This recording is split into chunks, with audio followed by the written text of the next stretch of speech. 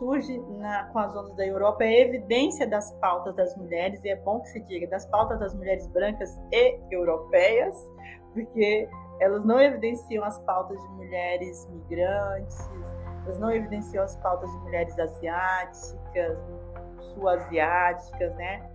Mulheres do Médio Oriente, não evidenciam pautas de mulheres latino-americanas, caribenhas e assim sucessivamente. Só para a gente pensar como é uma onda que vai reverberar pelo mundo inteiro, porque a Europa impõe um saber ao mundo inteiro, e não é tão ruim, porque é feito com um sujeito oprimido, que são as mulheres, mas não atinge todas as mulheres.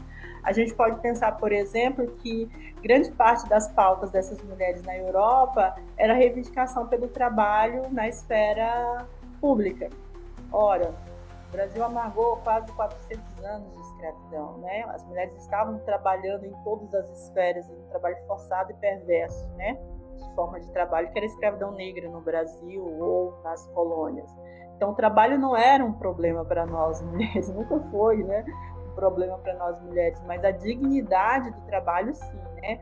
A não precarização da vida a partir desse trabalho, sim. Então, as mulheres estavam reivindicando formas de poder trabalhar, de poder gerir o seu dinheiro, enquanto mulheres estavam sendo mortas, açoitadas, né? Violentadas nesses mesmos trabalhos que as mulheres brancas estavam reivindicando em Europa. Então, quando a gente for falar de feminismo, é importante a gente fazer um recorte espacial, né?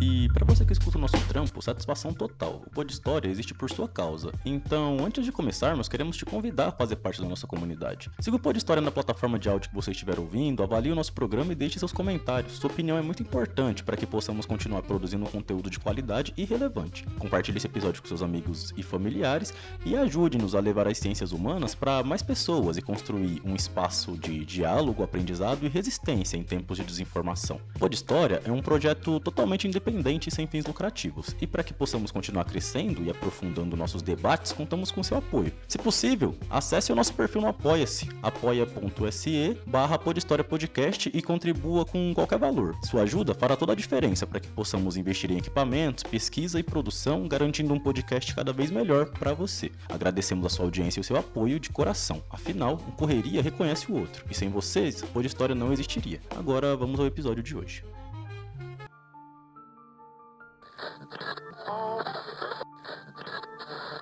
Atenção.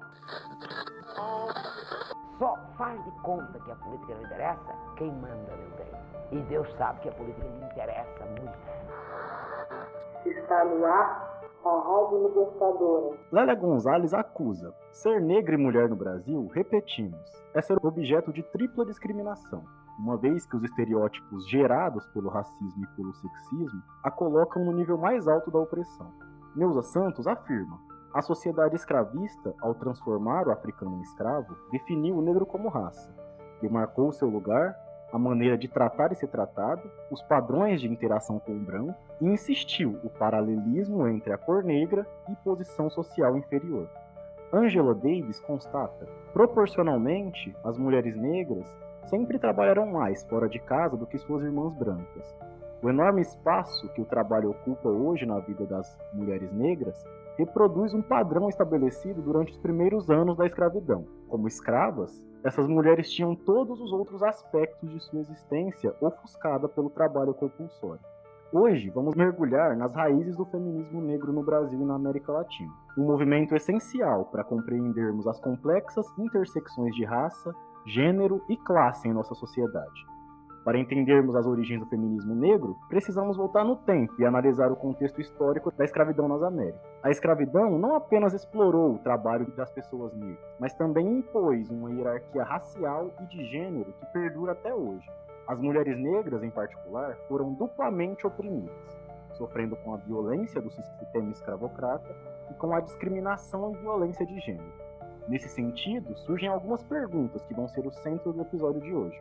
De que maneira as experiências históricas únicas das mulheres negras na América Latina, marcadas pela escravidão, colonialismo e racismo estrutural, moldaram o desenvolvimento de um feminismo negro distinto dos movimentos feministas hegemônicos? qual o papel do feminismo negro latino-americano na construção de alianças e solidariedades com outros movimentos sociais, como o movimento indígena, o movimento LGBTQIA+, e o movimento antirracista. E como essas alianças podem fortalecer a luta por justiça social e igualdade no nosso tempo. Como o feminismo negro desafia as noções tradicionais de masculinidade e feminilidade. E de que maneira essa crítica pode contribuir para a construção de novas formas de masculinidade que sejam mais justas e igualitárias. Para responder essas e outras perguntas, o Pod História tem como convidada a professora Gleice Yali Ramos, doutora em Geografia pela Universidade Federal do Goiás, UFG, especialista em estudos sobre mulheres, gênero, sociedade e cultura e em estudos feministas, pesquisadora do NURBA UFT, Núcleo de Estudos Urbanos, Regionais e Agrários, coordenadora do Outras, Observatório Transdisciplinar sobre Feminismo, Política e Métodos, e professora do curso de Relações Internacionais da UFT. Não perca essa conversa eletrizante, aqui no Pod História, onde o passado ganha vida. Primeiramente, professora, muito obrigado por aceitar participar com a gente aqui do nosso programa e se apresente para o nosso público, por favor. Fala um pouco assim da sua vida, da sua experiência enquanto docente, da sua carreira, né? Enfim. Bom, meu nome é esse nome estranho mesmo. Eu sou portuense, sou aqui do estado do Tocantins, né? Sou quase um piqui, fruto da terra, nascida e criada na periferia de Porto Nacional. O nome da minha periferia é até bem emblemático, assim, para a gente pensar o quão a relação periferia-centro estigmatiza, né? Eu sou da Sapolândia.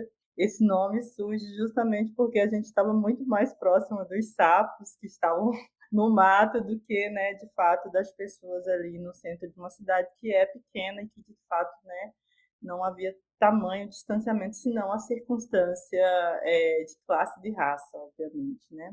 Sou egressa da escola pública, né, sempre estudei em escola pública, eu gosto de frisar isso para que a gente tenha um horizonte de que a escola pública é um espaço de muitas potencialidades, né? E não à toa a gente vem defendendo esse espaço nesse sentido. Sou estudante egressa também da universidade do qual hoje eu sou docente, né? Sou geógrafa, formada ali pela Universidade Federal do Tocantins, no campus de Porto Nacional. Também fiz mestrado na Universidade Federal do Tocantins, um dos primeiros mestrados dessa universidade. De alguma forma, desses primeiros mestrados, né, eu vou me formar numa área em que vai me possibilitar especializar nisso aqui que a gente está conversando hoje, né? Eu tenho mestrado na área de economia, então vou analisar como se dá as condições das mulheres no campo, né? Porque eu sou filha e neta de camponesas também, estando na cidade, né?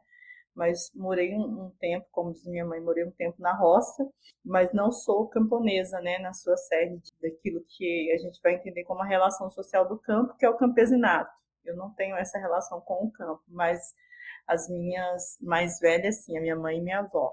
E vou me enveredar por esse circuito dos estudos de gênero primeiro e depois das mulheres. Depois eu explico uma mudança de percurso aí, no sentido de que é um impacto muito grande entrar na universidade e me sentir muito solitária, né? Como uma das pouquíssimas mulheres negras portuenses na Universidade Federal do Tocantins, isso me causou um impacto muito grande, porque lá na periferia, na minha quebrada, é muito comum ter mulheres negras, né? Não há nenhuma novidade em estar rodeada de pessoas negras, mas aí quando você acessa um espaço que é importante, a universidade é esse espaço importante, e você tem uma real dimensão de que é um espaço formulado para pessoas brancas, né? Porque esse é o meu grande impacto. E rodeado de homens, né? Homens que em sua grande maioria brancos, né? Haviam homens negros, mas em sua grande maioria homens brancos. Isso me causa uma estranheza, né? Eu vou ser, de alguma forma, provocada por um professor negro a pensar essas ausências, que é o professor Eliseu Ribeiro Lira, que vai me apresentar Margarida Alves, né? Vai me apresentar, dentro desse espectro maior, Lélia Gonzalez, Beatriz Nascimento, e a gente vai fazer algumas conversas ainda na universidade, só que eu vou trabalhar com as mulheres camponesas, que eu queria entender, né? se eu estava no lugar certo, se eu devia voltar para o campo. Aquele não lugar que a pessoa negra sempre experimenta, né? Mas como mulher negra é ainda muito mais gritante. Então, na graduação, no mestrado e no doutorado, eu trabalho com as mulheres camponesas. E, obviamente, ao trabalhar com mulheres camponesas no estado de Tocantins, poderia ser uma obviedade, mas eu falo que assim, na ciência tudo é muito, né, evidente, mas não é tão evidente para o senso comum, mas não era tão óbvio para mim, e agora que ao trabalhar com mulheres camponesas no estado de Tocantins, eu estava automaticamente trabalhando com mulheres negras, porque nós somos maioria, né? Nós somos maioria na cidade, mulheres negras, mas nós somos uma grande maioria no campo. Então é por isso que eu vou partir para a interseccionalidade, né, de pensar a questão do gênero, da classe, da raça. E no pós-doutoramento eu vou me especializar em método, porque eu percebo que há uma ausência de métodos que trabalhem com a questão da raça e do gênero, né? Nenhuma das teorias, nenhuma das metodologias conseguiam alcançar o sistema, né, de perversão que alça sobre as mulheres não brancas, não só as mulheres negras, né, mas as não brancas. E aí a gente pode falar das mulheres indígenas, das mulheres migrantes, a gente pode falar do estigma que tem sobre mulheres ciganas e assim sucessivamente. E vou trabalhar com métodos, que aí é onde vai entrar o outras, né? Que são as outras mulheres que não estão plenamente, né, descritas pela ciência, e a gente vai tentar fazer isso. Vou fazer um breve estágio na Europa, muito decepcionada com tudo que a Europa oferece, mas a gente tem ainda aquele deslumbramento da validação acadêmica, né? De que você só vai ser reconhecido se você fizer um estágio na Europa. E foi bom, por um lado, que essa ideia de deslumbramento caiu por terra, né? E da experiência concreta de como a xenofobia, o racismo, né? E a própria, como é que eu vou dizer, a própria forma como eles olham para uma pesquisadora negra, né? Aquele olhar condescendente, né? De que preciso ajudar essa é muito forte. Então eu retorno ao Brasil para o curso de Relações Internacionais muito inclinada a fortalecer o diálogo com a América Latina, mas não só com a América Latina, mas com todos os espaços que eu como geógrafa, né, e muito atenta aos debates da Lélia Gonzalez, né, vou chamar de geografia da razão. Fugir dessa geografia da razão e aí vou estabelecer um diálogo com as mulheres marrons, que são as mulheres árabes, as mulheres indígenas, as mulheres americanas da Lélia Gonzalez, né? Que é olhar essa herança africana sobre as mulheres na América, e mais recentemente com as mulheres indígenas, né? Que é um espaço ainda muito profundo para que a gente possa estar imersa. E é isso, é um pouco da minha trajetória, assim, pensando, para a gente entender que eu não estou caindo de paraquedas aqui, né? Já tenho uma longa trajetória. Esse ano eu faço 23 anos como cientista, então eu fico muito orgulhosa de olhar para trás e dentro desses 23 anos, 20 deles dedicados exclusivamente ao estudo de mulheres. E a gente também, professora, que vem, vamos dizer assim, da quebrada, né? Porque você fala da sua história, se bate muito com a minha e com de muitas outras pessoas. E aí eu tendo muito a falar que, pelo menos para quem é pobre, as experiências nunca são individuais, sabe? Elas geralmente são coletivas. Você conta uma história, automaticamente quem é pobre também vai se identificar porque não passou por algo igual, mas passa por algo muito parecido. E aí fala um pouco pra gente mais sobre o seu projeto, sobre o Outras, né? Qual que é a função do Outras, como que funciona. Então, o Outras ele surgiu em 2017, justamente desse desencantamento de não ser acolhida, né, pela academia, aquela academia que a gente chama, né, dos cânones, dos europeus. E a gente chega pensando que é importante fortalecer as mulheres dentro da ciência, né? Mas não fortalecer a mulher que já tem espaço dentro da ciência, que é a mulher branca, a mulher de classe média alta, né? Aí a gente pensou do Outras muito convocada, incrível isso, sabe, João? Porque o nome Outras é inclusive uma homenagem à Marielle, porque o último texto que a Marielle escreve para a Lei Diplomatique, né, que é a Le Monde, ela convoca outras mulheres para ocupar os espaços de tomada de decisão e de construção de saber. E é um texto belíssimo, né? Eu super indico, já deixo essa indicação de texto aqui para o Pod. História que é O Novo Sempre Vem. E esse texto é muito bonito, me arrepia sobremaneira, porque é como se fosse o manifesto dela antes do brutal assassinato, né? E aí ela vai convocar as mulheres que já estão nesses espaços de criar mecanismos de puxar as outras, mas não só de puxar as outras, mas de fortalecê-las, né? Porque assim, a gente até consegue entrar na universidade, a gente até consegue entrar na política, mas a permanência de forma violenta, né, faz com que a gente se retire desses espaços. Então, nem sempre entrar é o grande embargo, né? É um grande embargo, mas não é o nosso maior embargo, mas permanecer ali. E aí um outro aspecto que forjou outros foi a gente perceber que na graduação, e aí a gente estava pensando na realidade, sobretudo de Porto Nacional, que é um curso, que é um campus que agrega cursos que são considerados, né, menos importantes do ponto de vista da lógica do capital, porque são cursos de formação cidadã, de formação crítica, né, história, geografia, ciências sociais, né, a própria biologia com uma pegada muito voltada para pensar a biodiversidade, não especialmente, né, a questão das espécies, o curso de letras, assim sucessivamente, né? É um campus que é forjado para formar pessoas críticas, né? Não meros consumidores, meros, né, mão de obra para o mercado.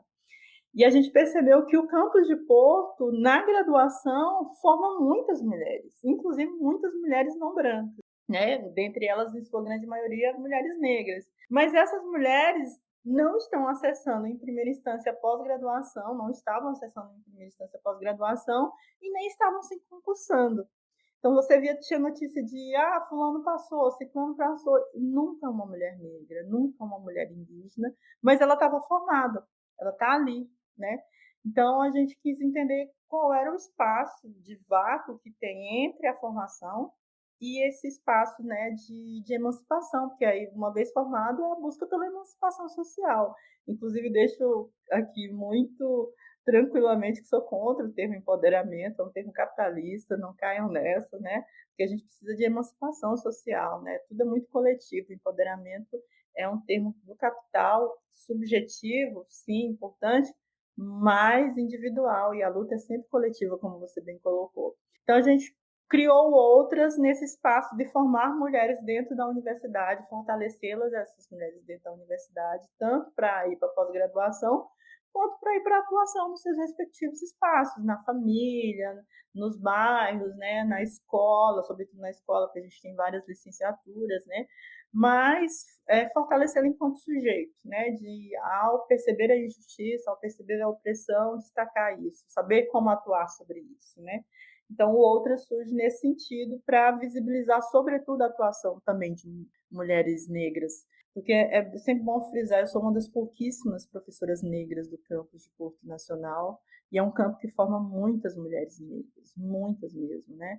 Eu sou a única mulher negra no meu colegiado, tenho pouquíssimas amigas negras, né, como colegas ali no campus, e isso remete àquilo que as mulheres já há algum tempo vêm falando, mencionando como categoria, que é a solidão da mulher negra. E a solidão da mulher negra não diz só sobre o afeto, né, o afeto das relações de amizades e conjugais, não, ela diz sobre estar só na construção de conhecimento, ela diz sobre estar só nos enfrentamentos institucionais, ela diz sobre estar só nas demandas, né, de incluir o ensino sobre África, o ensino sobre a história de África dentro da formação de estudantes que vão para a licenciatura.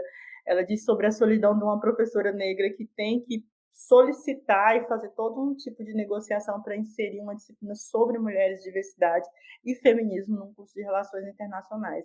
Então, se tivesse mais mulheres, né, sobretudo mulheres negras, nesses espaços, essa solidão, e não só a solidão, né, esse enfraquecimento das pautas e das demandas, não só de mulheres, mas de mulheres não brancas, não seria tamanha, não seria tão forte.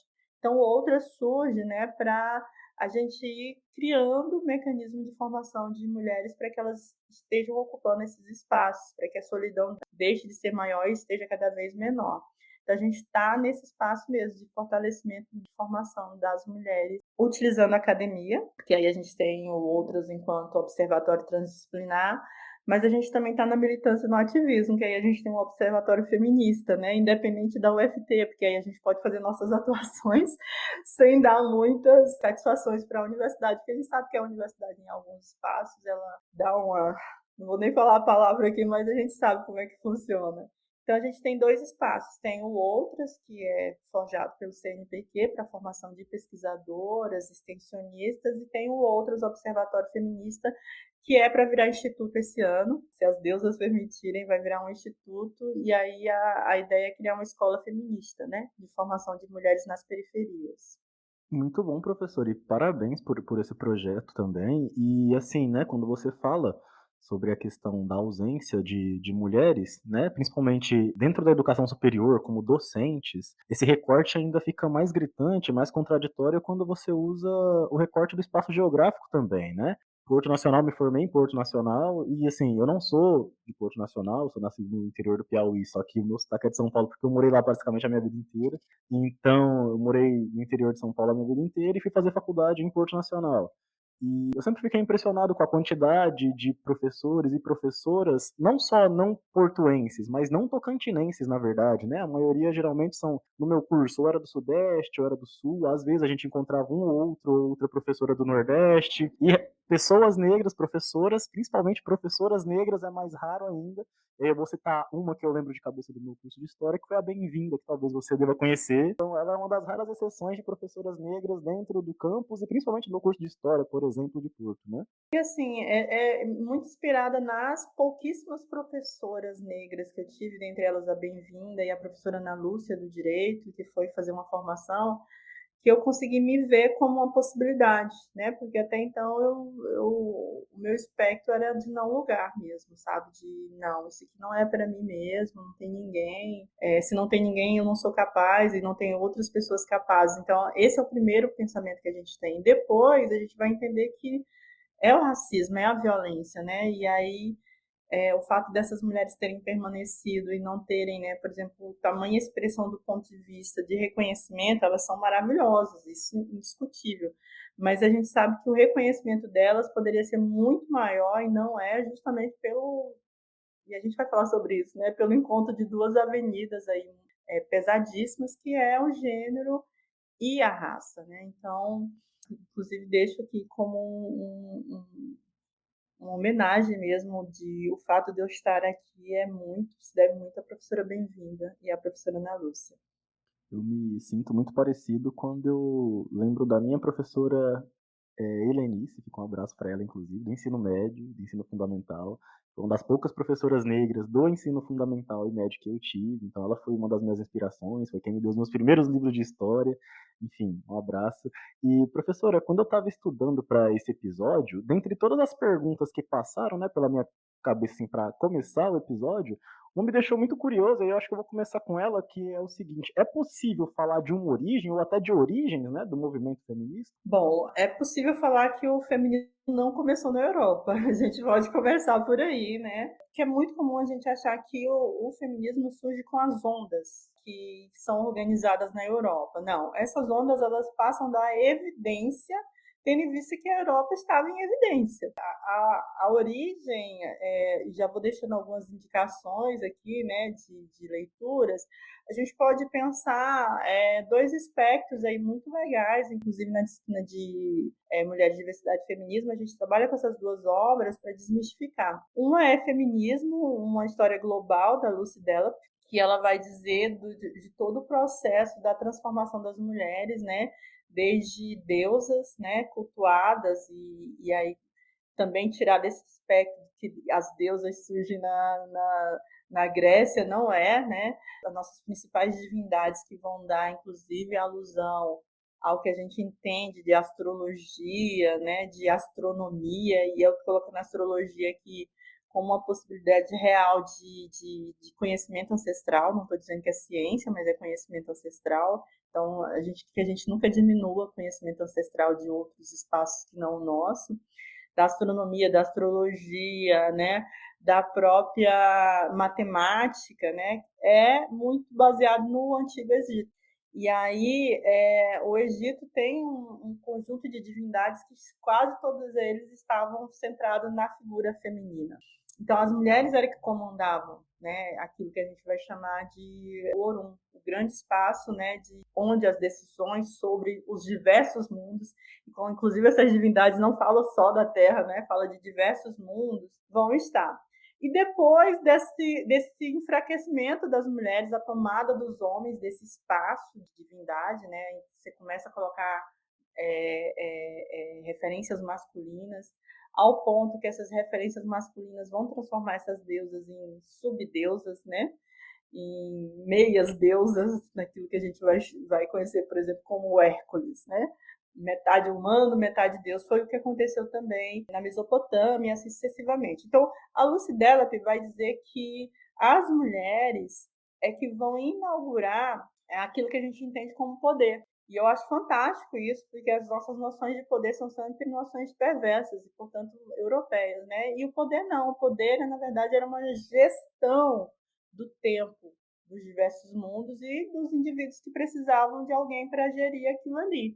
Não necessariamente com emulações aí de violência, o poder não tinha isso. E depois dessa chegada dos homens a esse tipo de poder, as mulheres passam a perder status, né? Primeiro para semideusas, depois há uma sacralização dessas mulheres, né? Porque aí elas são isoladas de uma sociedade, deixam de ser, né, divinas e passam a ser santas. E aí, o que a gente faz com santa? A gente respeita, afasta, não conversa, né? Então, você passa a isolar as mulheres do construto social. Depois disso, algumas mulheres passam, né, a reivindicar esse espaço que já tinham, que existia, né, que era do público.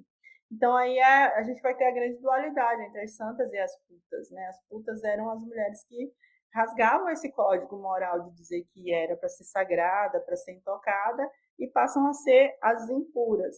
Então, isso na civilização mais antiga que nós temos como conhecimento, que é a civilização egípcia, né?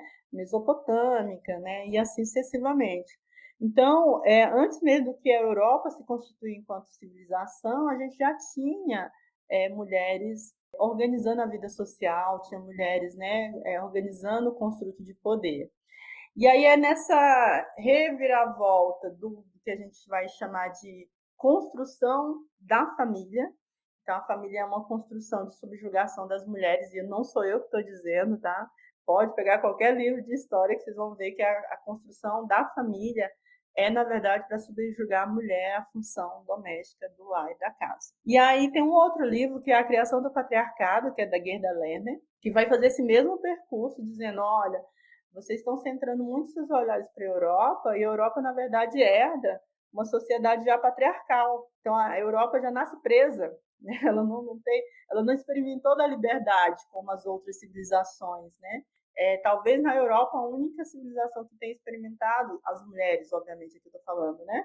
Tenha experimentado um pouco de liberdade foi a romana. Um pouquinho, mas experimentou. Mas a Europa como um todo já nasce muito presa a dogmas, muito presa, né, a ideia de ordem, de lei, né, de patriarcado, de ter família, né, da esfera pública e privada.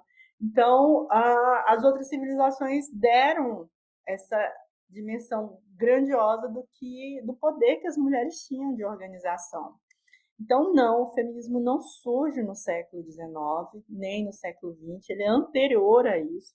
Talvez a palavra feminismo seja mais nova, e aí a gente esteja, né, tentando ainda engatear essa palavra, porque em África, né, a palavra feminismo, inclusive, nem é tão forte, se usa muito a questão do mulherismo, da evocação das mulheres mesmo como força pujante, né, da sociedade. E na África, inclusive, aquilo que, como eu disse, na Europa nasce presa, em África, por exemplo, a maternidade é vista de outra forma. não como algo que aprisiona as mulheres, né? Não como algo que... E aqui eu estou dizendo a maternidade, não os filhos, é bom que se diga, né? Não são os filhos que aprisionam as mulheres, mas a forma como a maternidade é induzida para elas, né? E o corpo das mulheres também liberta em África, né? O útero é importante, né? Ter útero é importante. O útero é, inclusive, signo de força, signo uma andícra, inclusive, muito forte em África. Então, quando a gente remonta a história do feminismo a partir das ondas que são evidenciadas na Europa, a gente perde todo um arsenal histórico de quão grandioso as mulheres contribuíram para a história da humanidade, mas não só para a história da humanidade, para a história do que a gente entende como ciência, como civilização, como todos os construtos que nós temos e entendemos hoje, né, as mulheres participaram. Quando você remonta isso sobre as ondas, fica parecendo que a mulher aprendeu a escrever ontem, que ela só pôde votar, que a gente até comemorou, né, nas semanas passadas, o voto feminino no Brasil. Parece que as mulheres puderam votar apenas agora, e isso não é verdade, tá? Isso são as civilizações contemporâneas que se emburreceram no processo, ao invés, né, de alguma forma consolidar o que tinha, se emburreceram a partir de um conservadorismo tosco e retroagiram. Mas as mulheres podiam votar nas antigas civilizações, inclusive na própria Europa, né? Então, o voto feminino era uma realidade, né? Em civilizações muito antigas, né? As mulheres nas tomadas de decisões eram uma realidade em situações muito antigas. Então, a palavra feminismo, que vem fortalecer o que é feminino, é que é muito novo.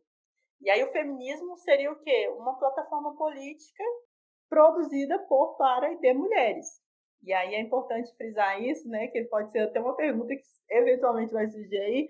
O homem pode ser feminista? Não pode, não porque a gente está proibindo, não é isso. É porque ele não tem essa capacidade de compreender o que é ser mulher numa sociedade patriarcal, né? Você pode ter uma empatia, uma alusão, uma certa condescendência sobre o que é ser mulher, mas você jamais vai saber o que é ser uma mulher negra numa sociedade patriarcal e racista, né? Então você pode, de alguma forma, se aproximar, tentar auxiliar e sim, ser simpatizante, ser um ativista dessas causas, mas feminista você não pode ser, porque o feminismo é uma plataforma política, a partir da minha experiência concreta do que é ser mulher. Então, o feminismo não surge com as ondas na Europa, né? O que surge com as ondas da Europa é a evidência das pautas das mulheres, e é bom que se diga, das pautas das mulheres brancas e europeias, porque elas não evidenciam as pautas de mulheres migrantes, elas não evidenciam as pautas de mulheres asiáticas, sul-asiáticas, né?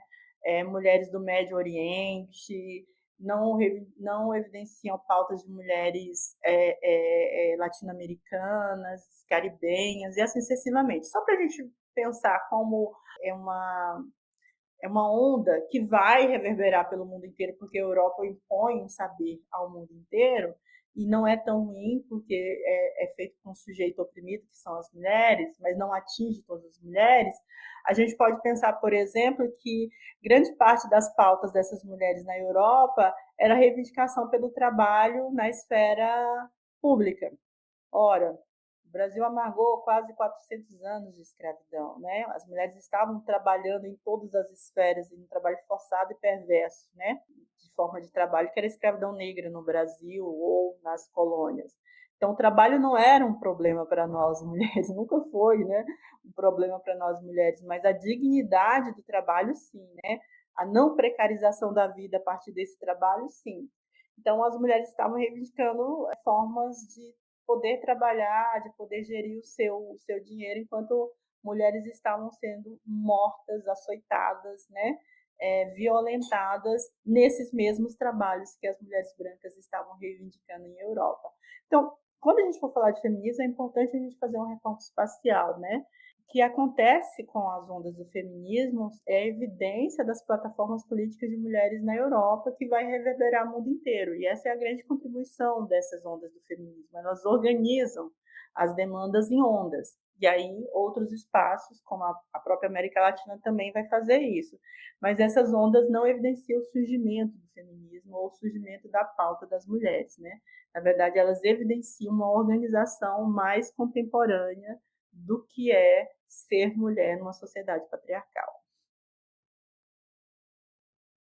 E aí, quando você fala, né, sobre se o homem pode ser feminista, uma das coisas que eu acredito que nós homens podemos ser é ter respeito pelo movimento, né, principalmente. E, professora, em feminismo afro-latino-americano, a Lélia Gonzalez, ela chama atenção para a questão, né, da mulher negra na sociedade brasileira, e aí foi inclusive minha inspiração para pensar um episódio sobre isso no mês das mulheres, né? Angela Davis, em Mulheres, Raça e Classe, faz algo similar também no contexto da mulher negra afro-americana, né, dos Estados Unidos. Quais características particulares, para além das que você já falou, as mulheres negras elas vão ter no Brasil e nas Américas de modo geral, que vai diferenciar o movimento negro feminista dos demais movimentos, né, feministas que existem, principalmente os hegemônicos, como você fala ali, né, de movimento feminista europeu, né, de movimento feminista branco, etc. Uma coisa que é bom frisar é que o feminismo negro não é um feminismo diferente, tá? Não é, a gente não pode dizer assim, porque tem surgido inclusive outras denominações para o próprio feminismo, né? O feminismo árabe, feminismo marrom. Na verdade, essas são apenas características de demandas e pautas dentro da plataforma política construída por mulheres. Então, não tem um departamento de mulheres negras no feminismo, né? O que existe é demandas específicas de mulheres dentro de uma plataforma política em que o ponto de partida é ser mulher. Então, todas nós temos esse ponto de partida. Somos mulheres em sociedades patriarcais. Portanto, já nascemos e vamos crescer em uma sociedade onde vamos sempre perder. Nós vamos, eu não gosto do termo, isso é um termo, inclusive, da Glória Anzaldúa. Eu amo Glória Anzaldúa, mas não gosto desse termo, né? Ela vai dizer que nós já nascemos derrotadas numa sociedade patriarcal. Eu não gosto no sentido de que parece que não há formas de luta, né? Mesmo sabendo que iremos perder muitas, né? Não significa que possivelmente iremos perder todos ou que não devemos lutar, porque a ideia de nascer derrotada é que se já estou perdida mesmo, não vale a pena a luta, né? Pelo menos eu penso dessa forma. Mas é uma sociedade em que a gente já nasce perdendo, muito, porque o nosso ponto de partida é o gênero. Então, a apropriação sobre os nossos corpos começa desde o útero, né? Desde não é nem da tenridade, é desde o útero. Então, as designações do que é ser mulher é muito mais forte do que é ser homem. Então, enquanto para o homem toda aquela construção de masculinidade, ainda que seja tóxica, né? Ela vai ocorrer lá a partir dos 5, 6, 7 anos de idade, para as meninas ocorre muito mais cedo, né? Desde o cuidado com o corpo, que está sendo exposto ali, que está muito mais vulnerável do que o corpo masculino, e aqui eu não estou querendo colocar que precise os dois estarem expostos, ao contrário, né? A gente tem que proteger as crianças independente, né, de quaisquer coisas, mas é um corpo que está sendo subjugado o tempo todo, que tem que estar maquiado desde o dia que nasceu. Então, a menina que nasce, a criança que nasce, ela não tem direito nem de ser um bebê. Ela já tem que estar com um lacinho para identificar que é uma menina, ela já tem que ter um aparato de roupa muito maior, ela já tem que ter, né, pensar um cotidiano muito mais complexo do que o do garoto. E aí a gente pode pensar as limitações de ir e vir, né, que é dada aos meninos e não é dada às meninas. Até a própria construção do imaginário social, quando você vai pensar brinquedos para crianças, né? Para as meninas sempre a coisa do cuidado, é a boneca. A gente tem, saiu uma pesquisa, tem 50 mil tipos de bonecas que podem ser cuidadas. 50 mil tipos de bonecas que podem ser cuidadas. Até a cor Então, da roupa, né? No nosso tempo, até a cor exatamente, da roupa. rosa, exatamente. E aí, aquele trabalho de cuidado já é implementado na mulher desde a eternidade, né? Então, você tem que cuidar de uma boneca. Com 3 anos de idade, você já tem que ter a responsabilidade de cuidar de alguém. E isso não é dado aos meninos, porque quando você vai pensar os brinquedos das meninas, é o cuidado com a criança, um bebê, ainda que seja, né? Uma boneca, a cozinha, É sempre alguma coisa vinculada à esfera doméstica. É um espaço de maquiagem, é um salão de beleza, é uma sorveteria, tudo, né, relacionado a cuidado. Quando você vai pensar os brinquedos dos meninos, é para fora. É o carro, é o avião, é o astronauta. Nada para dentro, nada que prende a esfera privada. É sempre público, né? Porque o carro é fora. O carro não é para ficar em casa, né? O avião é para fora, para conhecer o mundo, né? O astronauta é para ver o mundo como um todo. Então, você cria esse espectro. Então, o nosso ponto de partida é sermos mulheres. Mas existe ainda uma limitação ainda maior, que é ser uma mulher negra. Porque, ainda que o meu ponto de partida seja de ser mulher, eu vou ser preterida pela minha cor. Né? Eu vou ser preterida no sentido de beleza, né? Que é o que as meninas experimentam desde a tenridade, passam a adolescência se odiando, odiando seus cabelos, né? Odiando seus lábios, odiando seu corpo, odiando as partes, né, que ali são consideradas negras, seios, bunda, né? E quando você vai para a juventude e a fase adulta, você é considerada para todos os tipos de relacionamento, menos para aqueles de visibilidade social. Então, você pode ser a melhor amiga, você pode ser amante, você pode ser a mulher dos desejos, mas nunca a mulher que vai ser o troféu social. E eu não estou dizendo que o troféu é legal, mas o troféu tem os seus privilégios, né?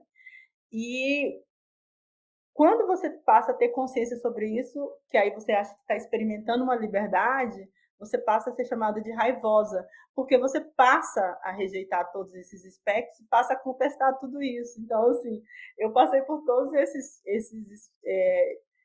essas avenidas de opressão e achei que ia estar liberta agora, né, aos 40 anos de idade. E não, eu sou vista como uma mulher raivosa, uma mulher ressentida, porque eu estou contestando essa lógica, né, de que eu não quero ser escolhida, de que eu não posso ser preterida porque isso e aquilo outro. Então, a avenida racial atravessa as mulheres num espaço que as mulheres brancas não experimentam. Então, ela é muito mais do que mais uma violência que a mulher experimenta, né? É muito mais, a avenida racial é muito mais do que uma violência que a mulher experimenta, né? Ausências que a gente nunca vai experimentar, são espaços que a gente nunca vai poder frequentar, são afetos que a gente nunca vai poder sentir, né? São totalidades que a gente nunca vai poder ter. Então, não se trata apenas da violência pela violência, porque isso por si só já é muito forte, né? O racismo, ele produz ausências, ele produz vácuos, ele produz vazios. Então, ser uma mulher negra está propícia a vivenciar esses vazios, essa não completude, essa ausência de poder viver uma vida plena, né? De ter acesso a coisas mínimas, como, por exemplo, ser amada, né? De ser considerada uma pessoa bonita, de ser considerada uma pessoa inteligente, de ser considerada. A palavra é essa, de ser considerada. Que é algo que as mulheres brancas experimentam quando estão sobre o espectro do homem. Então, ela vai experimentar isso, essa ausência, mas a gente vai experimentar isso com outra mulher. Então, assim, entre eu e uma mulher branca, a visibilidade em primeira instância para a mulher branca, e isso é indiscutível, mesmo os olhares mais atentos. E eu digo aqui, né, a Bell Hooks vai dizer dos olhares negros no livro dela, né, olhares negros, que a gente precisa produzir olhares negros para onde quer que a gente chegue, a gente enxergue as pessoas negras, né? Então, mesmo os olhares dos considerados não racistas, né, ou antirracistas, eles acabam reproduzindo uma lógica, sem querer, mas acabam reproduzindo uma lógica de status quo, né? De que a trajetória de uma mulher branca vai ser muito mais importante que a trajetória de uma mulher negra, porque ela tem muito mais tempo de academia. É evidente que ela vai ter muito mais tempo de academia, porque ela é branca, porque ela vai ter mais espaços para ela estar ali. Isso não significa que ela tenha muito mais experiência concreta sobre determinados determinados assuntos, né? O que ela tem ali é uma relação de privilégio. Mas aí, quando você pega o currículo de uma mulher negra que tem, né, 10 anos de estrada e uma mulher que tem 15, você vai preferir aquilo ali. Então, a gente acaba, mesmo sendo contra a meritocracia, reforçando o sistema meritocrático, que é, em primazia, um sistema branco. Não é um sistema de classe, é um sistema branco, né? Porque mesmo pessoas negras que têm, né, muita trajetória vão ser preteridas ali. Então, são essas avenidas que vão diferenciar as mulheres, né? E são avenidas também que a Glória Anzaldúa vai chamar de avenidas espaço-raciais, porque não são todos os espaços que agregam pessoas negras. Então, por exemplo, quando você vai falar de raça, você nunca pode falar da Europa. Por quê? Porque a Europa não é racializada. Gleice, mas tem os migrantes. Os migrantes não são considerados cidadãos europeus. Então, eles não podem ser tratados como europeus. Eles são migrantes, né? Então, é a América Latina, é a África, é o Caribe, né? É parte do Oriente Médio. E aí, qual é a característica que atravessa essas pessoas? A cor. São pessoas de cor. São pessoas coloridas, né? Ou seja, são pessoas não brancas. E aí você pode falar assim, mas e como é que acontece na Ásia? A mesma coisa. À medida que você escurece a pele, o racismo aparece. A gente vai pensar Paquistão, vai pensar Índia, né? Vai pensar Cazaquistão, e assim sucessivamente para pensar a própria Ásia, que já é, né, preterida em algumas coisas, mas que tem ainda o tom de pele branco, considerado branco. Porque o amarelo é uma falácia nossa, né? Não existe amarelo. É um tom de pele branca. E mesmo ali, à medida que você aproxima de espaços onde a cor da pele é acentuada, você vai ter essas relações raciais muito latentes. Então, a cor é o que atravessa, né? É uma avenida que atravessa as mulheres latino-americanas e que vai nos distanciar ainda mais de qualquer espectro social. Então, é por isso que a Lélia Gonzalez vai dizer que, sim, a gente precisa tensionar o debate sobre as Américas, mas a gente precisa dizer quais Américas a gente está falando sobre raça, né? Em quais Américas a gente tem uma acentuação da herança africana, né? Como aquilo que vai designar o que é ser humano. E não é demais lembrar que são os países em que insistiram em proteger as heranças africanas, que são considerados os países subdesenvolvidos, pobres, né? Com deficiências de produção acadêmicas e intelectuais.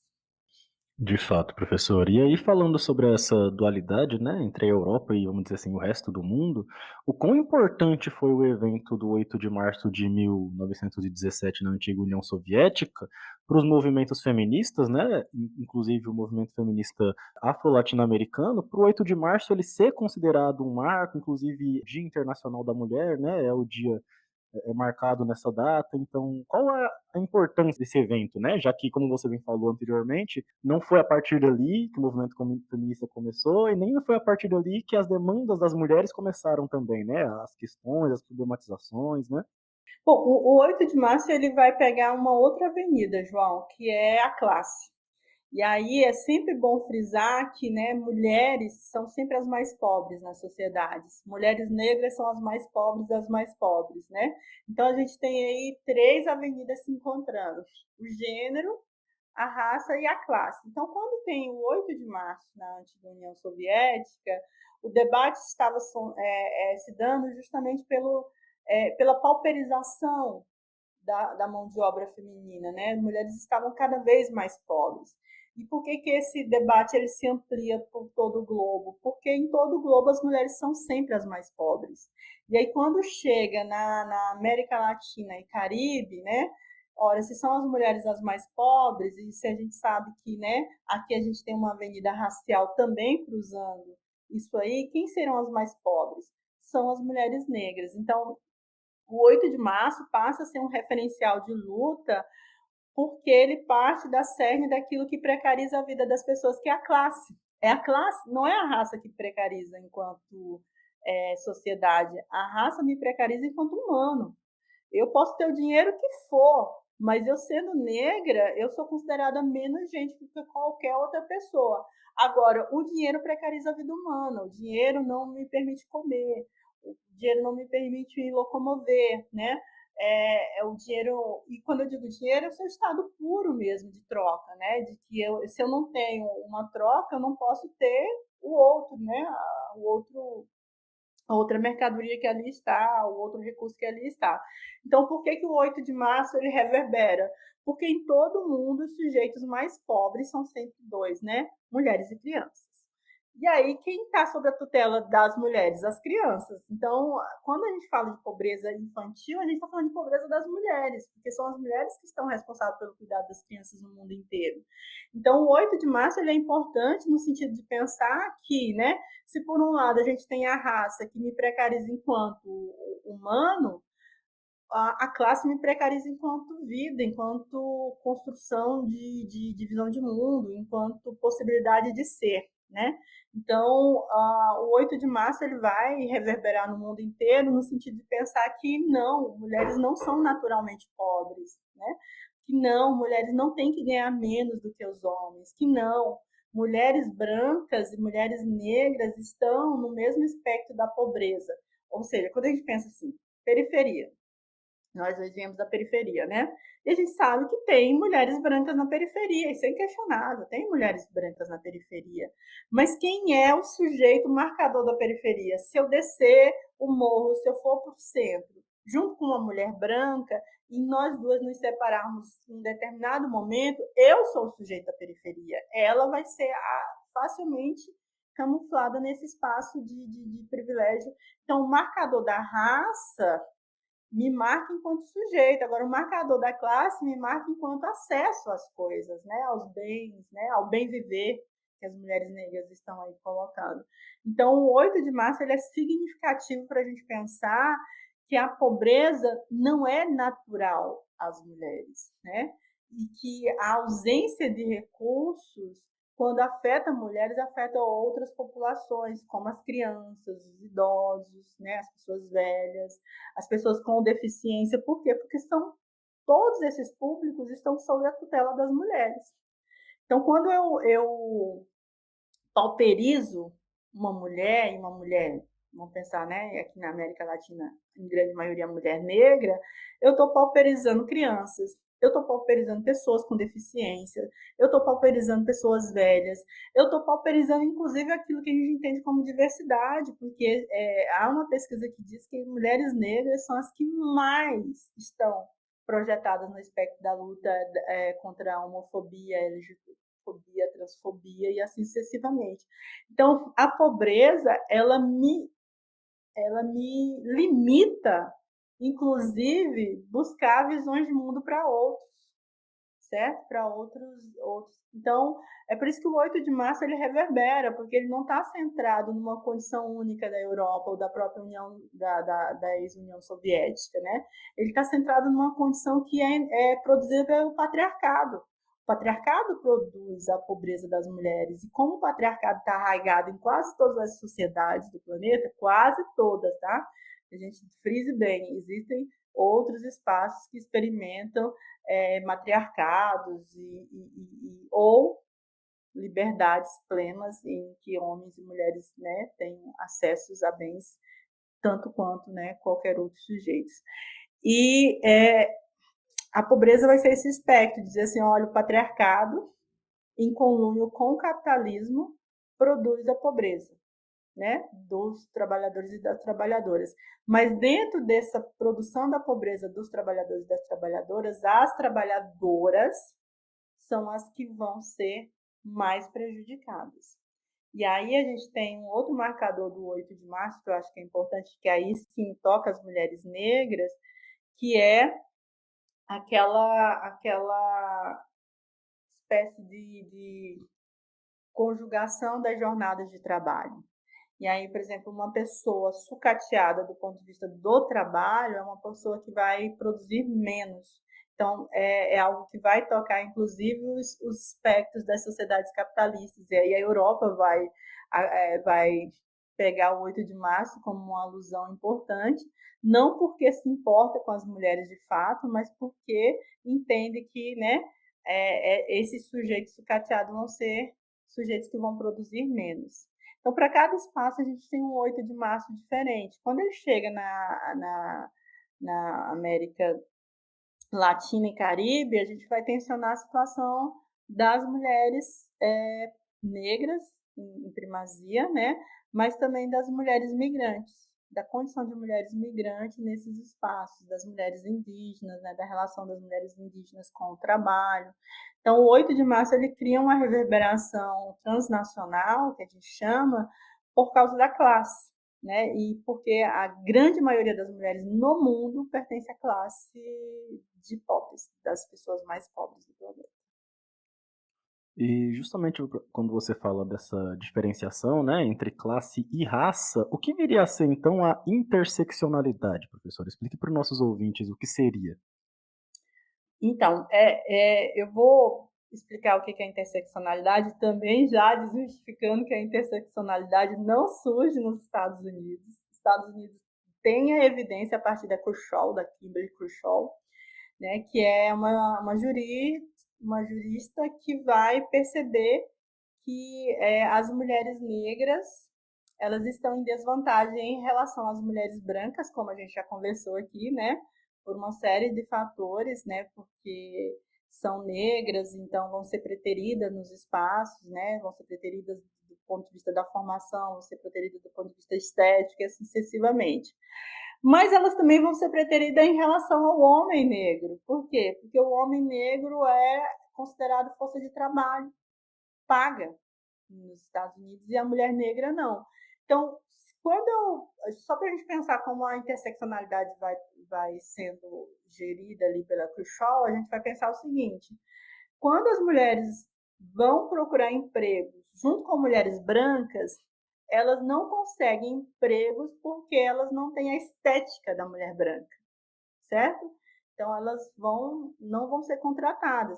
E aí quando a gente fala de estética, obviamente que hoje as pessoas conseguem maquiar muito mais no mercado de trabalho, né? Mas antigamente você não podia ter lábios grossos, você não poderia ter cabelos crespos, você não poderia ter um rastafari, e assim sucessivamente, né?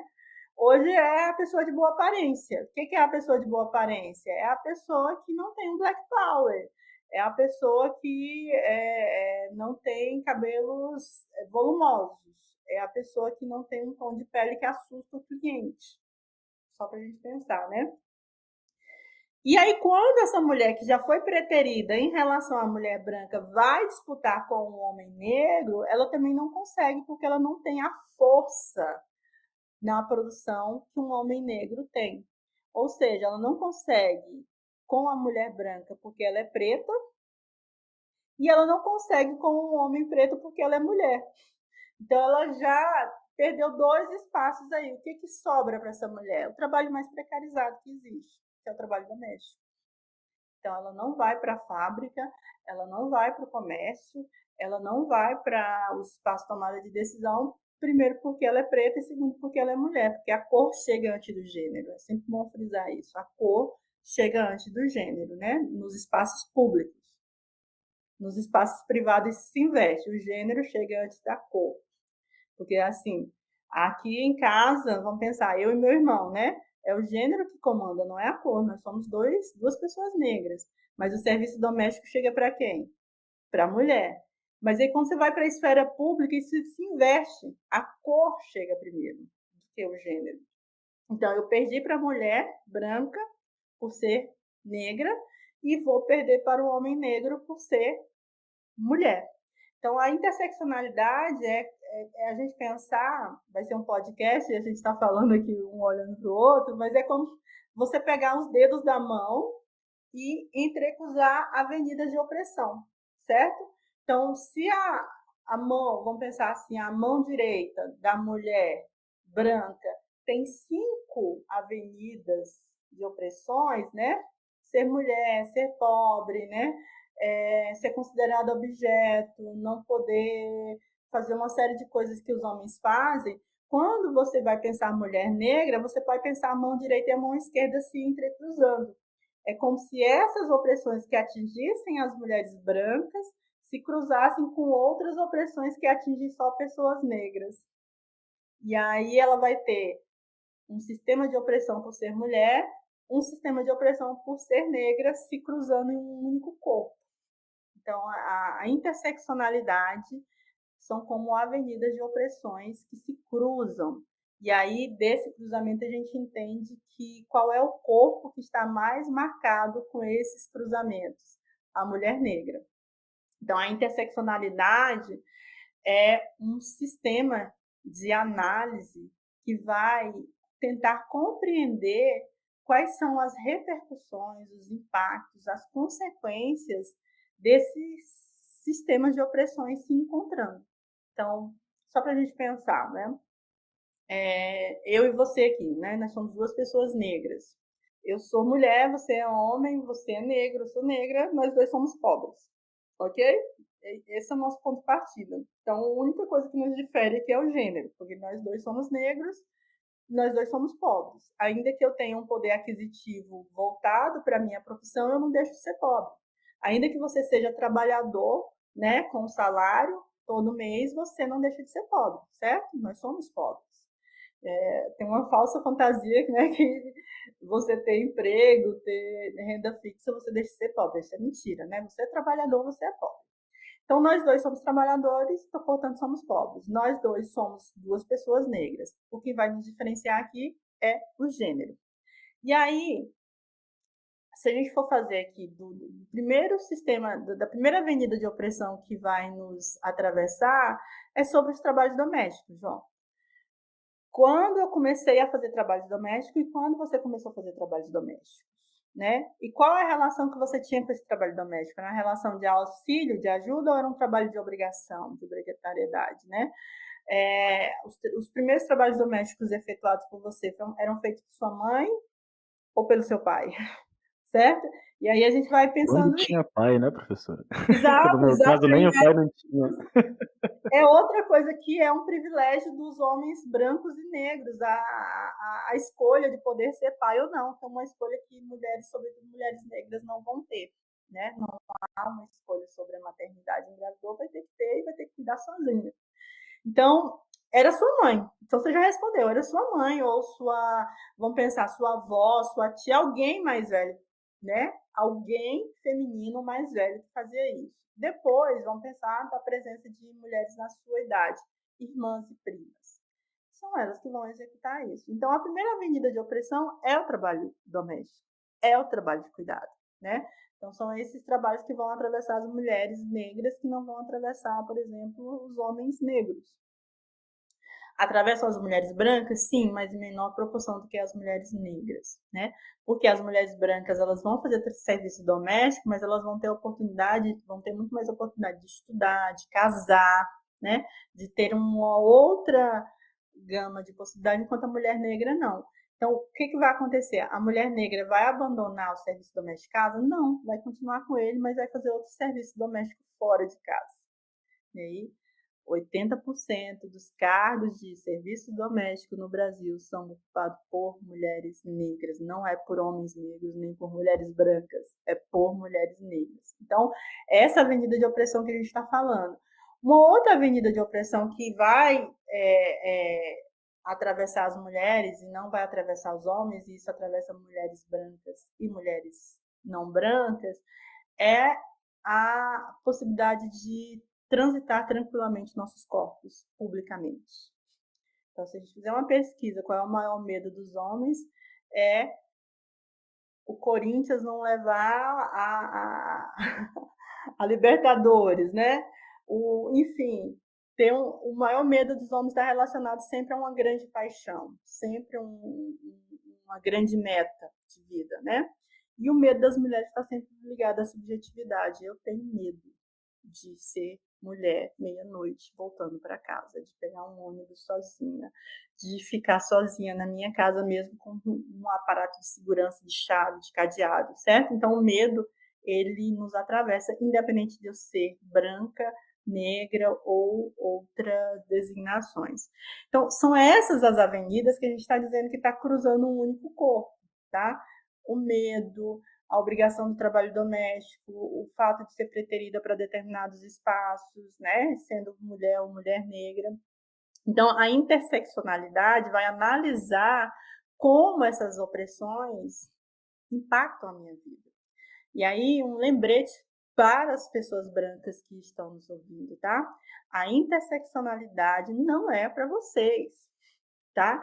A interseccionalidade, como bem diz Carla Cotirene, é uma oferenda das pessoas negras para a ciência compreender como as sociedades se acostumaram a perceber pessoas racializadas no seu interior. Então, a interseccionalidade não é para estudar sobre, vamos lá, não é para estudar sobre urbanização, é para estudar sobre periferia.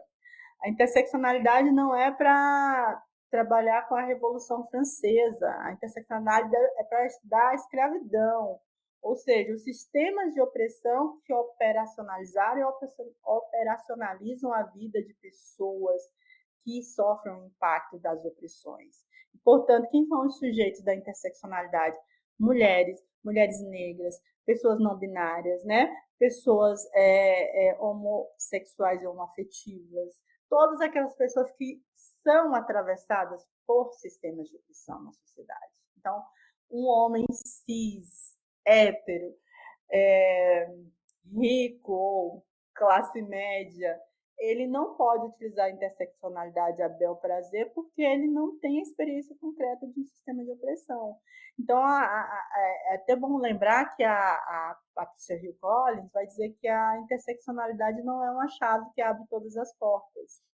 A gente criou uma chave que abre as portas, né, da Umbanda, do Candomblé, da periferia, né, do carnaval, porque aí a gente entende que são produções de vidas que são atravessadas pela violência, e pela violência racial, pela violência patriarcal, pela violência de um Estado cis heterogênero, né, e cristão.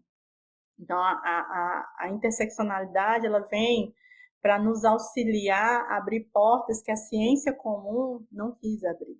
Não porque não pôde, mas porque não quis. E como a ciência ela enxerga esse movimento, que eu acredito eu que quando ele surge, né, vamos dizer assim, por volta ali de meados dos anos 60, 70, talvez até um pouco antes, me corrija se eu estiver errado, quais foram os desafios que a interseccionalidade enquanto movimento de pesquisa, de estudo, vai encontrar dentro da própria academia, professora? Então, lembra que eu falei que não foi a Khrushchev? A Khrushchev vai dar evidência, igual as ondas do feminismo, né? Vai dar evidência na Europa. A evidência da interseccionalidade acontece nos Estados Unidos, né? Principalmente com a Khrushchev, mas ela é anterior. A Khrushchev é da década de 90 para cá.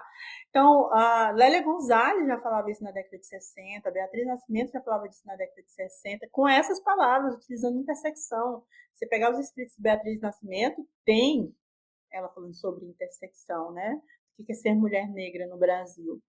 Mas aí, subindo aqui um pouquinho para o Caribe, a Glória Anzaldúa está falando o que é ser uma mulher não branca, migrante, caribenha, nos Estados Unidos. Né? Ela vai falar, inclusive, que ela é mestiça. Ela utiliza o termo mestiça. Sou uma mulher mestiça, porque eu não pertenço a nenhuma geografia da razão, né? Nenhum espaço de geografia da razão. E surge como uma menos ciência, uma perspectiva. Até hoje eu ouço isso, né? Não, a interseccionalidade é uma perspectiva. O que é uma perspectiva? Aquilo que pode vir a ser. Então, assim, eles não acreditam que é de fato, né? Por que não acreditam? Porque não surge na Europa. Ou porque, mesmo que a evidência tenha surgido nos Estados Unidos, surgiu de pessoas negras, né? Então, continua aquela ideia de que a ciência é produzida e referendada apenas quando passa pelos cânones brancos, né? Então, a interseccionalidade ainda sofre muito essa validação no campo científico. Tem espaços que, inclusive, se você enviar a interseccionalidade como método, não é aceito os trabalhos. Isso é muito comum, assim. Eu não passei por isso porque eu já mapeei os espaços que eu vou receber, não, então eu não envio, né? Mas há as teimosias que são necessárias que a gente faz para confrontar, mesmo sabendo que vai receber ou não, a gente envia. Então, há espaços que tratam a interseccionalidade como uma perspectiva, um método que pode vir a ser, quando na verdade já responde bastante, né?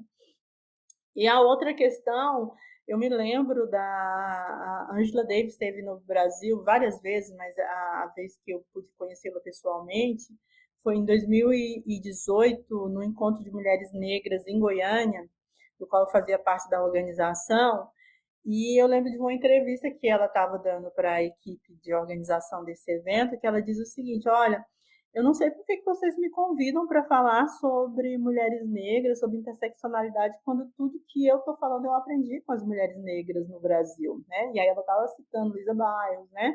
Citando Lélia Gonzalez, Beatriz Nascimento.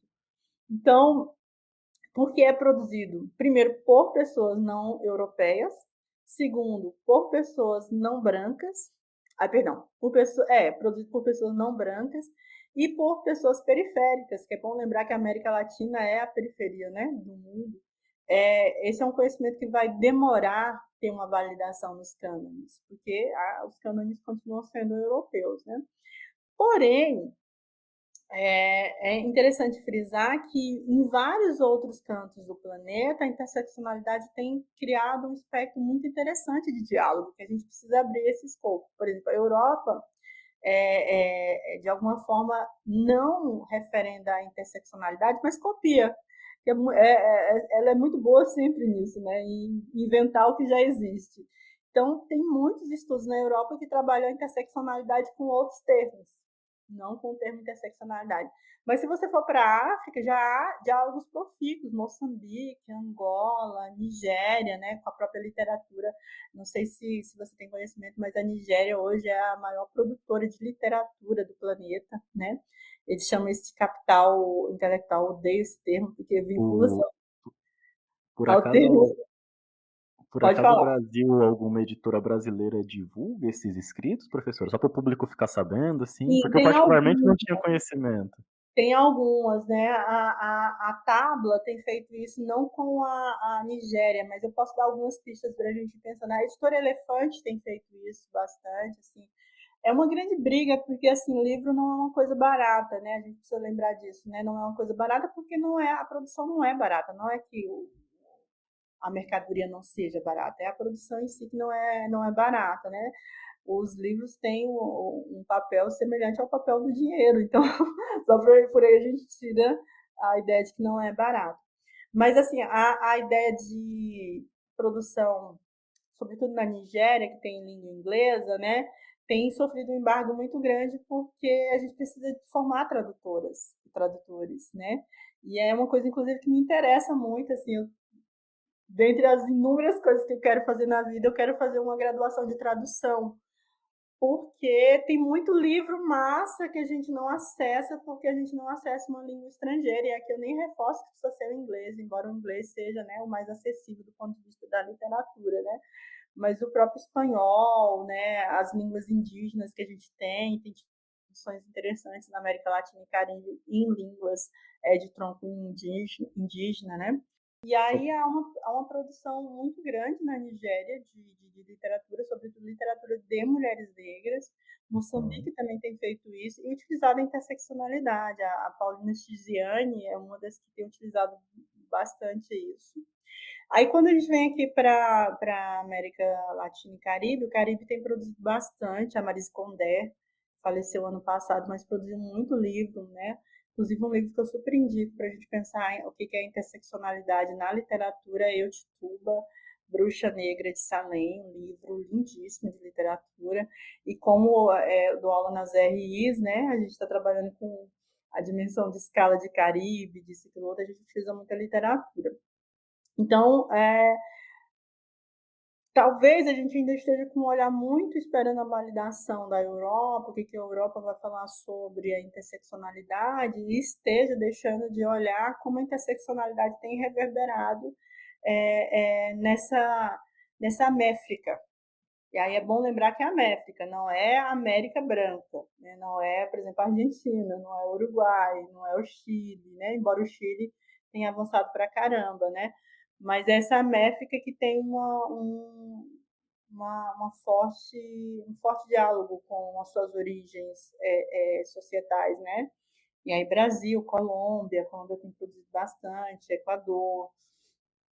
O Chile tem feito isso com as mulheres indígenas, né? E a Bolívia tem feito isso com as mulheres indígenas, e assim sucessivamente. Então, sim, a interseccionalidade ela sofre ainda esses embargos, porque a gente ainda está muito europeizado ainda, né? Essa ideia de construção de ciência ainda sobre a égide da Europa é muito forte. Mas, ao mesmo tempo, a gente consegue enxergar amplos espectros aí de utilização da interseccionalidade, inclusive no próprio Brasil, e aí aqui um ponto para o Norte e Nordeste, que tem utilizado com muita força a interseccionalidade.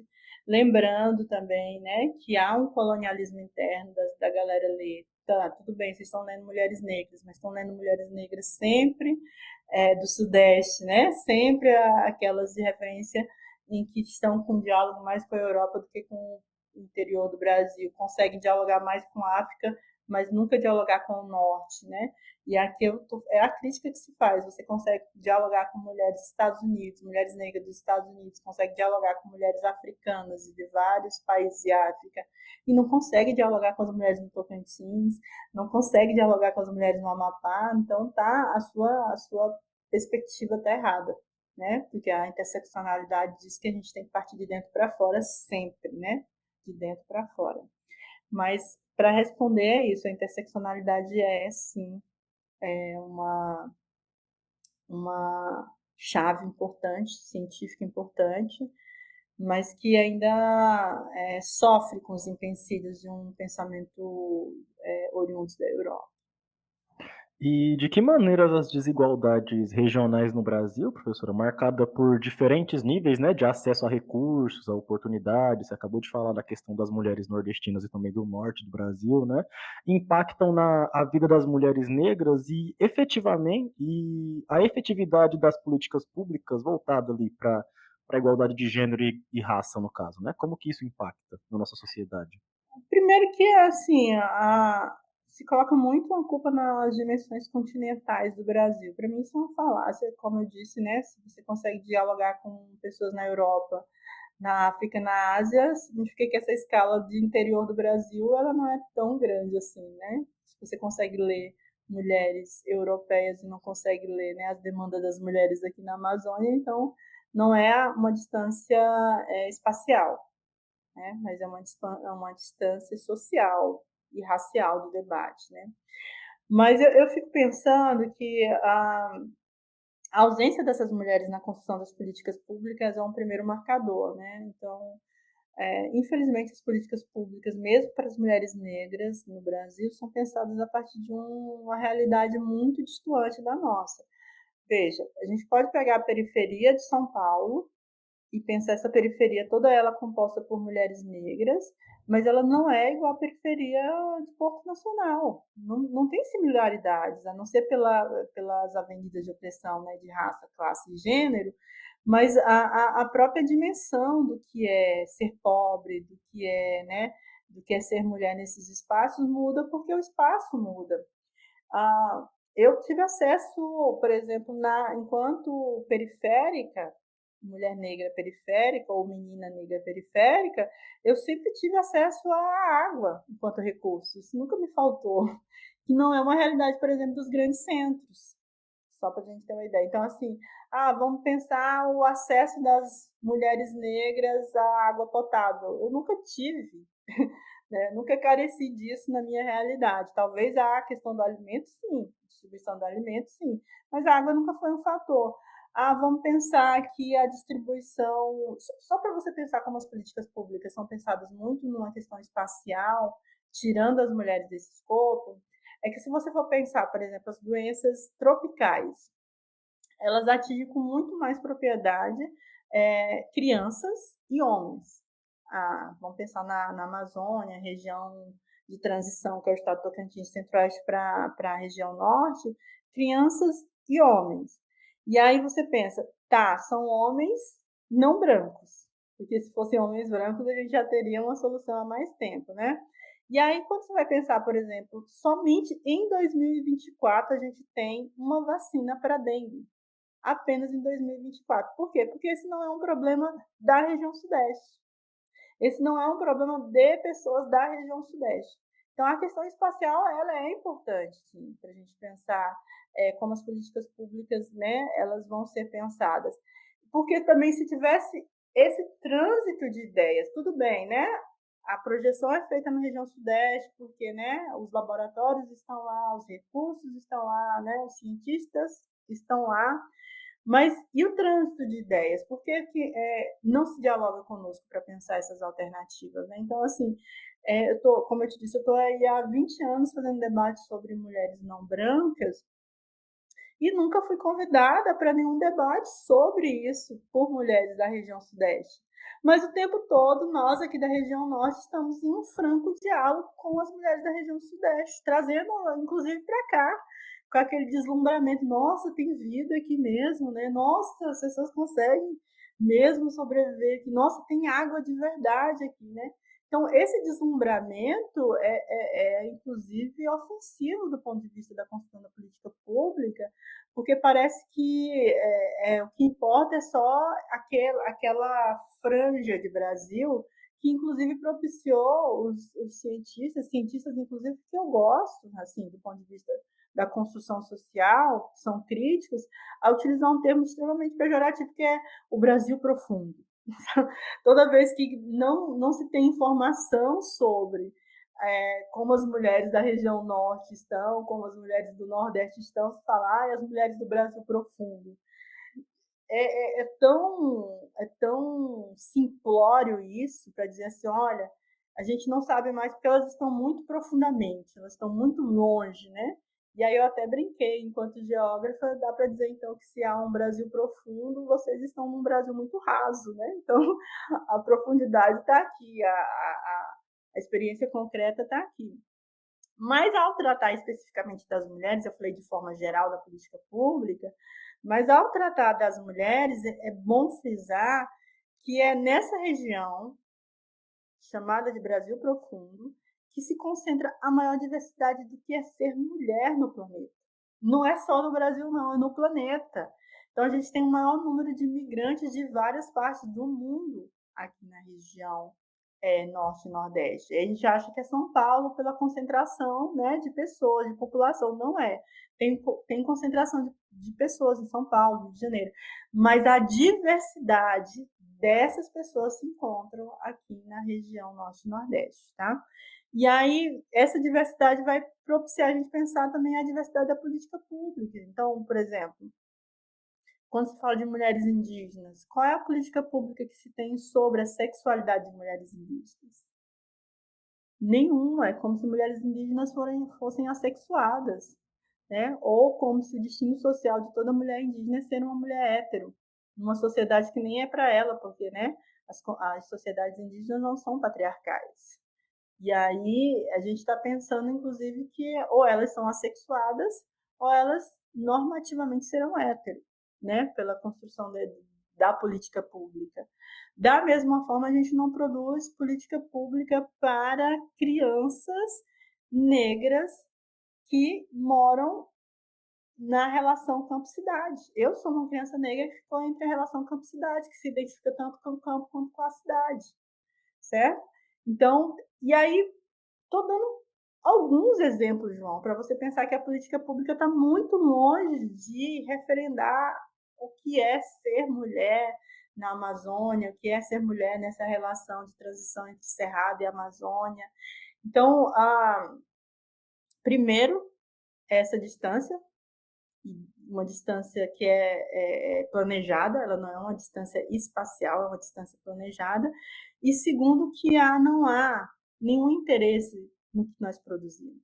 E aí, aqui eu deixo até um exemplo para a gente pensar possibilidades futuras aí, para a gente observar o que vai ser a COP. A COP, né, que em tese vai tratar de muitos temas, dentre esses temas, como é ser mulher na Amazônia, né, está sendo organizada por duas instituições da região Sudeste, a FGV e a USP. Então, por aí você tira como é a ideia de pensar a política pública. Né? A Fiocruz, por exemplo, que é uma das instituições mais antigas do Brasil, que pensa a questão sanitária do país, não tem nenhuma sede não tem nenhuma sede na região norte do Brasil, que é onde tem as epidemias, né? As endemias e as epidemias. Então, não dá para a gente pensar a política pública longe do público, né? A política sim, mas a política pública que é voltada para o público não dá. E aí, pensa isso sobre as mulheres, né? Se as mulheres não estão nas tomadas de decisão, elas não estão fazendo a política pública, elas não estão gerenciando as políticas públicas, elas não estão nos cargos que, né, de mais lembrar que, né, a Anísia Trindade caiu agora justamente porque não tem o tato político necessário para os espaços de tomada pública. Então é isso, não dá para pensar uma diminuição das desigualdades entre homens e mulheres no Brasil, primeiro porque há um colonialismo interno que favorece os homens na política. E segundo, que há um colonialismo interno que favorece pessoas brancas. E terceiro, há um colonialismo interno que favorece pessoas brancas, homens brancos da região sudeste. E que as mulheres brancas e não brancas da região sudeste têm fomentado e referendado. Então, é uma desigualdade racial, é uma desigualdade de gênero, é uma desigualdade espacial, mas é também uma desigualdade planejada. Entendi, professora. E aí, professora, no seu artigo O Lugar Político das Mulheres, Feminismo, Possibilidades e Contribuições à Geografia, você aponta que, eu vou abrir aspas aqui, trazer a ONU para a discussão a partir da ONU Mulheres é uma forma de entender como a América Latina e Caribe, particularmente o Brasil, se organizam no enfrentamento direto às violências sociais e institucionais que assolam as mulheres.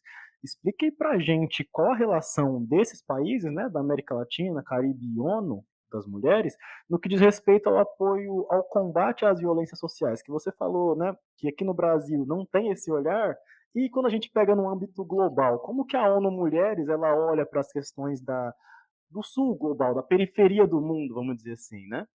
De forma branca. A gente pode colocar isso que é de forma branca. Mas é bom colocar que até 30 anos atrás, ou menos, estou falando 30 para não errar, né? Mas é menos de 30 anos. Até 30 anos atrás, não havia um espaço específico na ONU para pensar as especificidades de mulheres.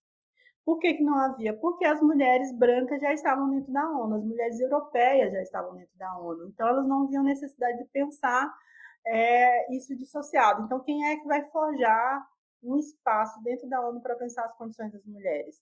As mulheres latino-caribenhas. Então, a construção da ONU Mulheres é um esforço das mulheres latino-americanas e caribenhas, tá?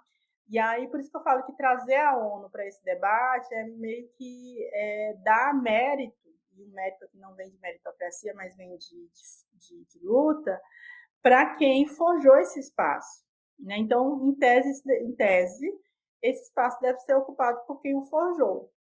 E tem sido uma luta muito grande. Eu fiz parte de algum tempo das construções da ONU Mulheres no Brasil. Tem sim mulheres indígenas, migrantes, negras, é uma composição importante, mas não é uma composição voluntária, tá? Ela é mediada pelo conflito, pela briga, pela ocupação mesmo, bater, né? Meter o pé na porta e de alguma forma entrar. Então, não dá para a gente pensar isso de forma harmônica, né? Mas é importante, é um mecanismo importante. Assim, não dá para confiar na ONU como um sistema que vai fazer intervenções. Isso não, a gente não pode ser romântico, né? A questão da Palestina aí está evidente para a gente pensar que isso não funciona dessa forma. Mas é uma vitrine, certo? É uma possibilidade de a gente fazer algumas denúncias sociais para quem tem interesse de combater. Então, assim, como é que eu vou saber do caso daquilo que estava acontecendo em Ruanda, né? Em Ruanda se falava muito do genocídio, né, da guerra civil, mas não se falava, por exemplo, do estupro como arma de guerra.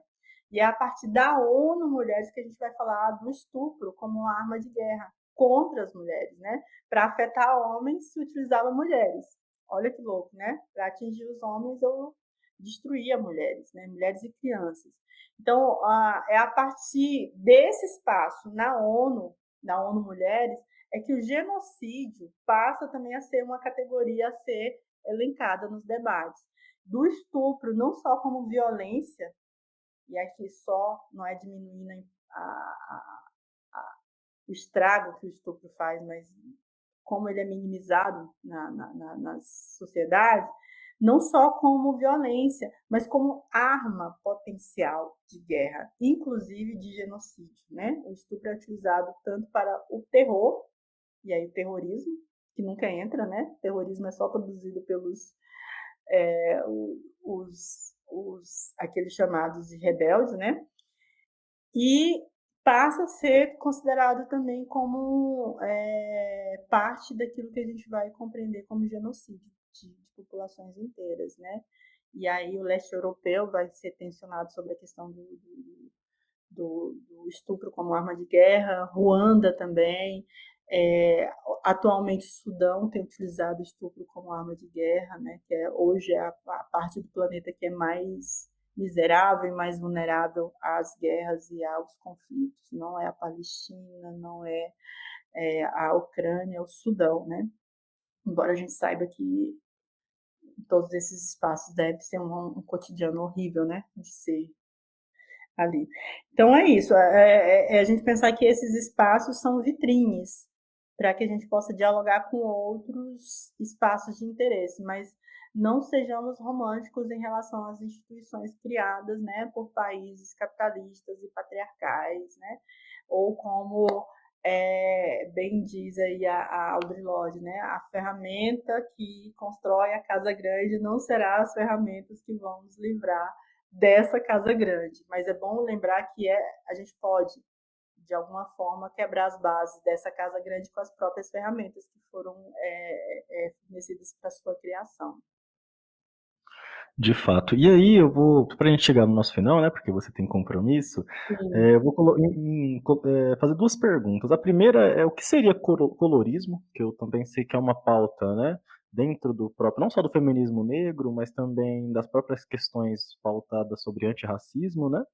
E quais são os principais obstáculos que as mulheres enfrentam para ingressar e permanecer na política, né? E como que esses obstáculos eles vão ser diferentes para as mulheres, especialmente negras, mulheres indígenas, mulheres não brancas?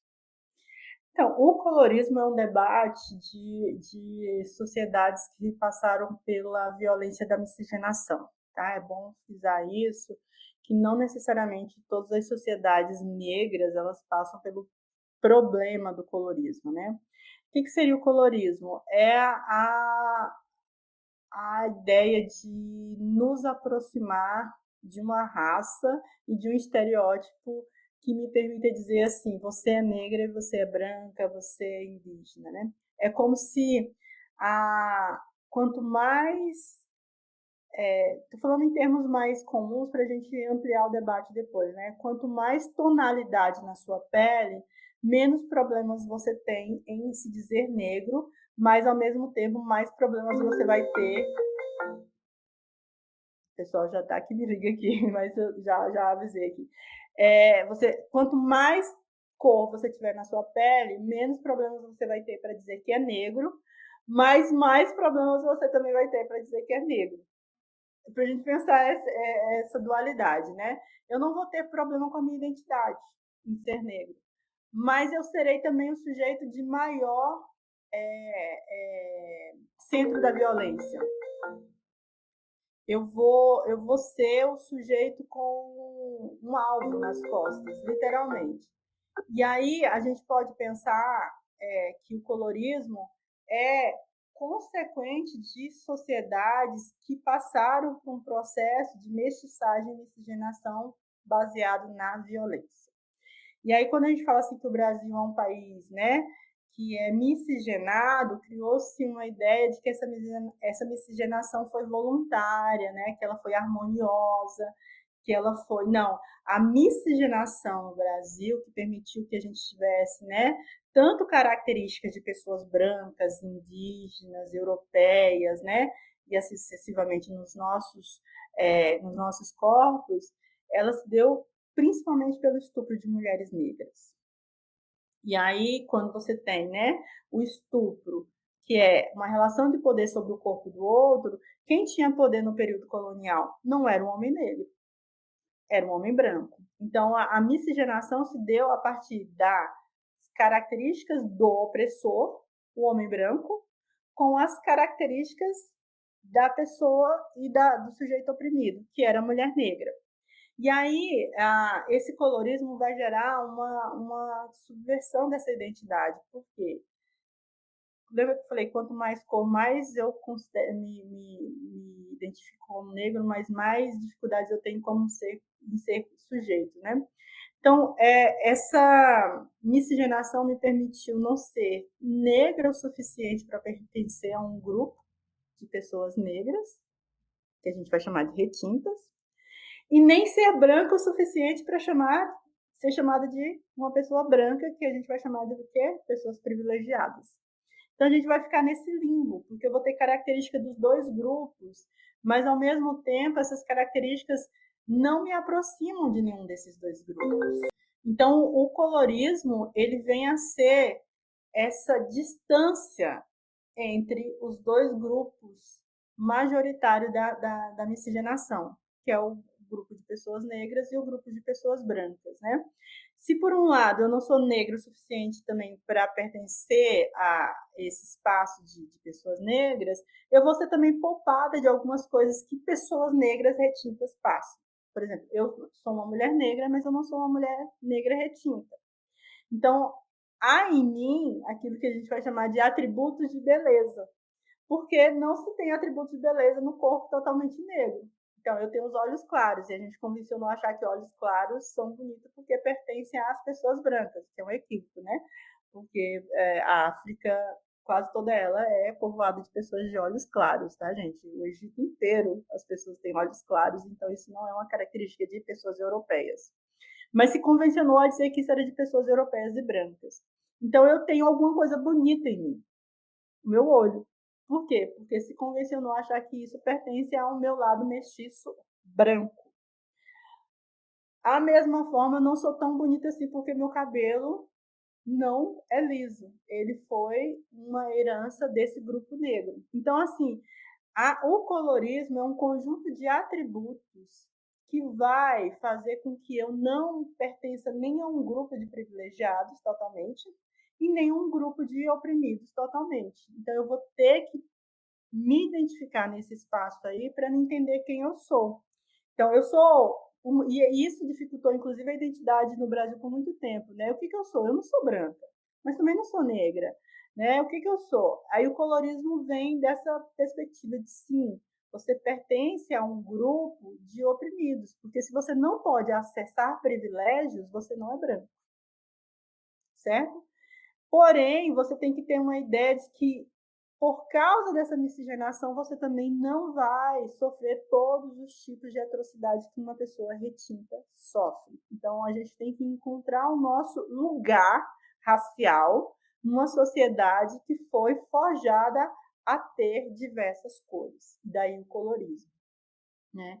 Então, no Brasil, que passa pela miscigenação a partir da violência, me encontrar como mulher negra foi uma das coisas mais difíceis que eu tive que fazer, não porque eu não sou negra, mas porque eu sou fruto de uma violência que não me deixa pertencer a um grupo de privilégios, mas que também não me deixa me identificar com um grupo de oprimidos. E quem é que quer se identificar com cabelo de bombril, né? Com os lábios, né, da forma como sempre convencionou chamar, né, de forma pejorativa, o nariz, né, de forma pejorativa. Então, o colorismo é um conjunto de características consequentes da miscigenação que não me permitiu acessar o privilégio, mas também não me permitiu identificar com um grupo que me deu a maior herança genética.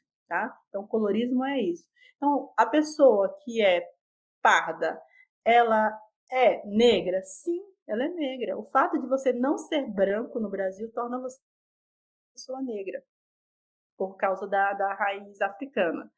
Ah, mas eu tenho sangue indígena. Sim, você também tem sangue indígena, mas o que aparece com maior frequência nos seus estereótipos de corpo, seus estereótipos não, nos seus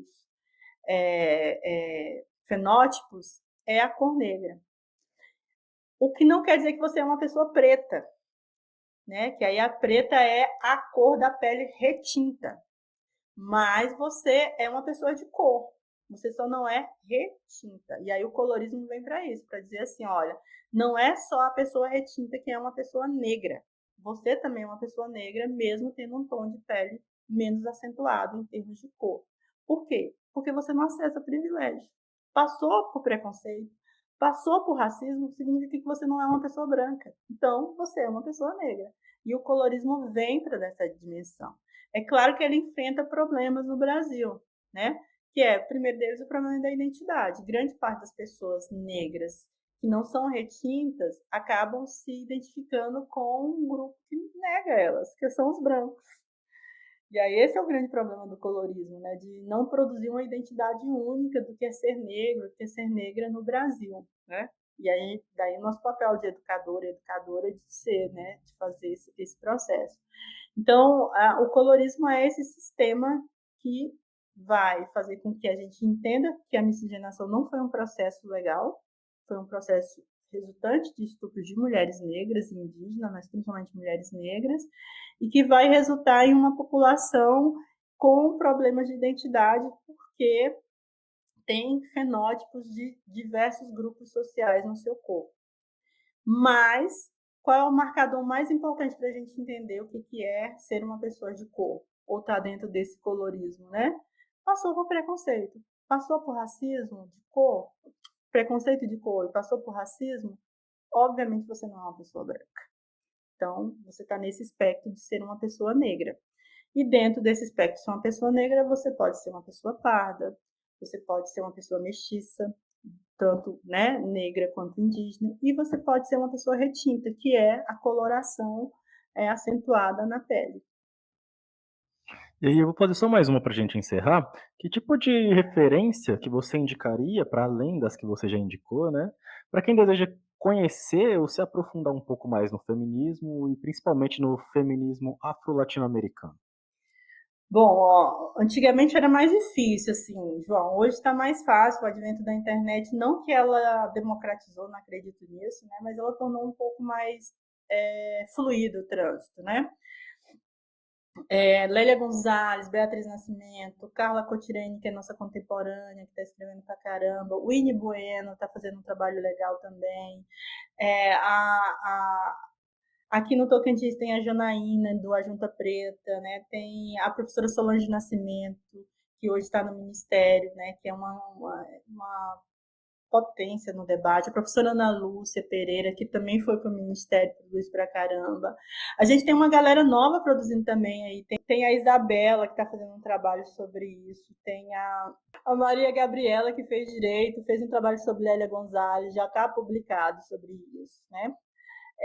Tem Bell Hooks, que fez assim, um trabalho extraordinário, super didático, para quem é da história, está na sala de aula. Bell Hooks escreveu muitos textos, muitos livros. Eu acho que para você, na sala de aula, dos livros mais bonitos da Bell Hooks é Erguer a Voz, que tem ali uma metodologia para trabalhar com a galera jovem, né, e trabalhar com os nossos mais velhos também.